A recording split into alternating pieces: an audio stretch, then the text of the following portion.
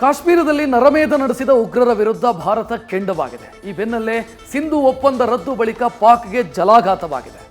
ಆರ್ಥಿಕವಾಗಿ ಅಧಪತನ ಕಂಡಿರೋ ಪಾಪಿ ಯುದ್ಧದ ದಾಹಕ್ಕೆ ಬಿದ್ದಿದೆ.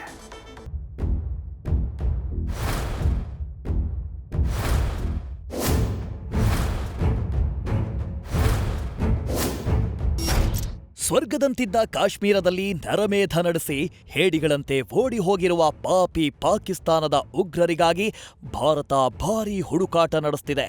ಈಗಾಗಲೇ ಪಾಕ್ಗೆ ರಾಜತಾಂತ್ರಿಕ ಪೆಟ್ಟು ಕೊಟ್ಟಿರುವ ಮೋದಿ ಸರ್ಕಾರ ಉಗ್ರರನ್ನ ಹುಡುಕಿ ಹೊಡಿತೀವಿ ಅಂತ ಪ್ರತಿಜ್ಞೆ ಮಾಡಿದ್ದಾರೆ. ಇದಕ್ಕೆ ಪಾಕಿಸ್ತಾನ ಕಕ್ಕಾಬಿಕ್ಕಿಯಾಗಿ ತಂಡ ಹೊಡೆದಿದೆ.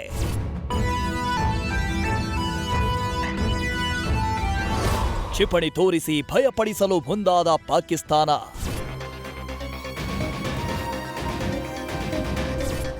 ಕಾಶ್ಮೀರ ದಾಳಿಗೆ ಮೋದಿ ಪ್ರತೀಕಾರ ತೀರಿಸುವ ಮಾತನಾಡ್ತಾ ಇದ್ದಂತೆ ಪಾಕ್ ಹಾಗೂ ಅದರ ಉಗ್ರರು ಕಂಗಾಲಾಗಿದ್ದಾರೆ. ಹೀಗಾಗಿ ಭಯಪಡಿಸುವ ಉದ್ದೇಶದಿಂದ ಕ್ಷಿಪಣಿಗಳನ್ನ ಪರೀಕ್ಷೆ ನಡೆಸುವ ಫೋಟೋ ರಿಲೀಸ್ ಮಾಡಿ ಭಯ ಹುಟ್ಟಿಸುವ ಕಾರ್ಯ ನಡೆಸಿದೆ. ಕರಾಚಿ ಕರಾವಳಿಯಲ್ಲಿ ಕ್ಷಿಪಣಿ ಪರೀಕ್ಷೆಗೆ ಮುಂದಾಗಿದೆ. ಹೊಟ್ಟೆಗೆ ಹಿಟ್ಟಿಲ್ದಿದ್ರು ಜುಟ್ಟಿಗೆ ಮಲ್ಲಿಗೆ ಹೂ ಅನ್ನೋ ಹಾಗೆ ಭಿಕಾರಿಸ್ತಾನಕ್ಕೆ ತಿನ್ನಲು ಗತಿ ಇಲ್ಲದಿದ್ರೂ ಯುದ್ಧದ ಬೆದರಿಕೆ ಹಾಕ್ತಿದೆ. ಅಲ್ಲದೆ ಭಾರತ ದಾಳಿ ಮಾಡಿದ್ರೆ ತಕ್ಕ ಪ್ರತ್ಯುತ್ತರ ನೀಡುವುದಾಗಿ ಪಾಕಿಸ್ತಾನದ ಪಂಜಾಬ್ ಪ್ರಾಂತ್ಯದ ಸಚಿವೆ ಎಚ್ಚರಿಕೆ ನೀಡಿದ್ದಾರೆ. ಸೇರಿಗೆ ಸವಾ ಸೇರು, ಭಾರತೀಯ ನೌಕಾಸೇನೆಯಿಂದ ಕ್ಷಿಪಣಿ ಪರೀಕ್ಷೆ. ನೀವೇನ್ ಫೋಟೋ ತೋರಿಸಿ ಭಯ ಪಡಿಸ್ತೀರಾ? ಈಗೋ ನೋಡಿಲ್ಲಿ ಅಂತ ಭಾರತೀಯ ನೌಕಾಸೇನೆ ಕ್ಷಿಪಣಿಯ ಪರೀಕ್ಷೆಯನ್ನೇ ನಡೆಸಿ ಪಾಕಿಸ್ತಾನಕ್ಕೆ ಕುಟುರು ಹಾಕಿದೆ.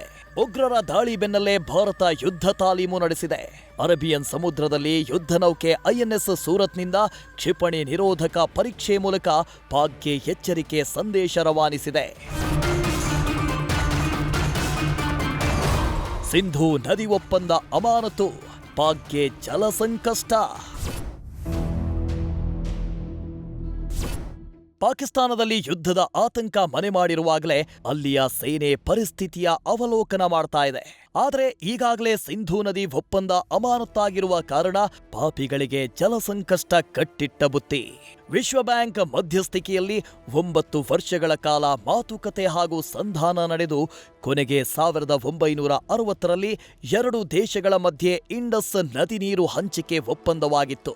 ಒಪ್ಪಂದದಲ್ಲಿರೋದು ಏನು ಅಂತ ನೋಡುವುದಾದರೆ,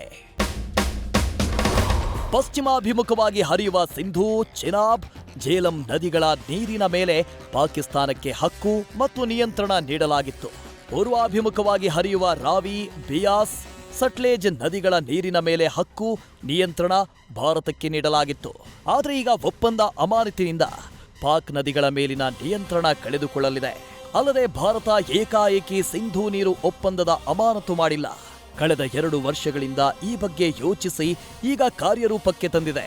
ಇಂಡಸ್ ನದಿ ನೀರು ಹಂಚಿಕೆ ಒಪ್ಪಂದದ ಮಾರ್ಪಾಡಿಗೆ ಭಾರತ 2023ರ ಜನವರಿ ಹಾಗೂ 2023ರ ಸೆಪ್ಟೆಂಬರ್ನಲ್ಲಿ 2 ನೋಟಿಸ್ ನೀಡಿತ್ತು. ಜನಸಂಖ್ಯೆಯಲ್ಲಿ ಬದಲಾವಣೆ, ಪರಿಸರ, ಭಯೋತ್ಪಾದನೆ, ಕ್ಲೀನ್ ಎನರ್ಜಿ ವಿಷಯಗಳಿಗಾಗಿ ಒಪ್ಪಂದದ ಮರುಸಂಧಾನಕ್ಕೆ ನೋಟಿಸ್ ನೀಡಿತ್ತು. ಜಮ್ಮು ಕಾಶ್ಮೀರದಲ್ಲಿ ಭಾರತವು 2 ಹೈಡ್ರೋ ಎಲೆಕ್ಟ್ರಿಕ್ ಯೋಜನೆ ಜಾರಿಗೆ ತರುವುದಕ್ಕೆ ಪಾಕ್ ಭಾರೀ ವಿರೋಧ ಮಾಡಿತ್ತು. ಇದರಿಂದ ಕ್ರೋಧಗೊಂಡ ಭಾರತ ಇಡೀ ಒಪ್ಪಂದವನ್ನ ಮರುಸಂಧಾನದ ಮೂಲಕ ಮಾರ್ಪಾಡಿಗೆ ನೋಟಿಸ್ ಕಳುಹಿಸಿತ್ತು. ಈಗ ಅಂತಿಮವಾಗಿ ನೀರು ಹಂಚಿಕೆಯ ಒಪ್ಪಂದವನ್ನ ತಾತ್ಕಾಲಿಕವಾಗಿ ಅಮಾನತು ಮಾಡಿದೆ. ನೀರು ಹಂಚಿಕೆ ಒಪ್ಪಂದ ವಿಶ್ವ ಬ್ಯಾಂಕ್ ಮಧ್ಯಸ್ಥಿಕೆಯಲ್ಲಾಗಿದೆ. ಭಾರತ ಏಕಪಕ್ಷೀಯವಾಗಿ ಅಮಾನತು ಮಾಡಲು ಸಾಧ್ಯವಿಲ್ಲ. ಇದನ್ನ ಅಂತಾರಾಷ್ಟ್ರೀಯ ವೇದಿಕೆಯಲ್ಲಿ ಪ್ರಶ್ನಿಸುತ್ತೇವೆ ಅಂತ ಪಾಕ್ ಖ್ಯಾತೆ ತೆಗೆದಿದೆ. ಹೀಗಾಗಿ ಭಾರತ ಸಿಂಧೂ ನದಿ ಉಪನದಿಗಳ ನೀರನ್ನ ಪಾಕ್ಗೆ ಹರಿಸದೆ ಜಮ್ಮು ಕಾಶ್ಮೀರದ ಬರಡು ಭೂಮಿಗಳಿಗೆ ಹರಿಸಬೇಕಿದೆ. ಈ ಮೂಲಕ ಪಾಕಿಸ್ತಾನಕ್ಕೆ ಜಲಾಘಾತ ನೀಡಬೇಕಾಗಿದೆ. ಒಟ್ಟಾರೆ ಪಂಚಾಸ್ತ್ರಗಳನ್ನ ಪ್ರಯೋಗಿಸಿರುವ ಭಾರತ ಶತ್ರುವಿನ ಜಂಗಾಬಲ ಗುಡುಗಿಸಲು ಮುಂದಾಗಿದೆ. Chandramohan, national desk, news first. News first ನಿರ್ಭೀತಿಯಿಂದ ನಿಮ್ಮ ಪರವಾಗಿ.